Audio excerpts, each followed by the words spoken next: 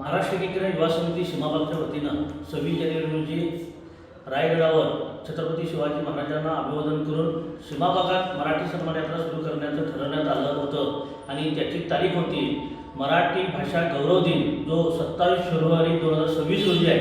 या दिवशी 3:30 वाजता राजहंसगड येथे शिवरायांना अभिवादन करून तेथून सुळगे येळ्ळूर धामणे हट्टी यासह परत धामणे हट्टीसह येळ्ळूरमध्ये येऊन नंदकुमार कुरुले यांची एक जाहीर सभा होणार होती।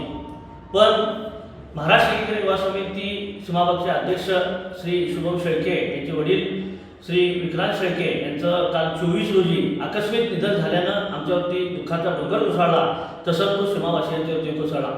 या अपरिहार्य कारणामुळे आम्ही जी 27 फेब्रुवारी रोजी मराठी सन्मान यात्रा राजहंसगडावरून सुरू होणार होती, त्या राजहंसगडावरून सुरू होणाऱ्या यात्रेला आम्ही स्थगिती दिलेली आहे। पण त्याचबरोबर येत्या 15 मार्च रोजी रविवार दिनांक 15 मार्च 2026 रोजी ज्याप्रमाणे 27 फेब्रुवारी रोजी यात्रा सन्मान यात्रा ठरलेली होती त्याचप्रमाणे रविवार दिनांक 15 मार्च 2026 रोजी ही यात्रा पुन्हा सुरू करण्यात येणार आहे।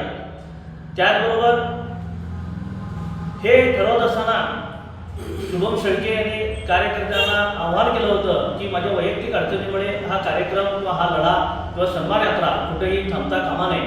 पण कार्यकर्ते आणि नेत्यांच्याबरोबर चर्चा केल्यानंतर ही यात्रा आम्ही 27 फेब्रुवारी रोजी स्थगित करून रविवार दिनांक 15 मार्च रोजी सुरू करण्याचं ठरविलेलं आहे।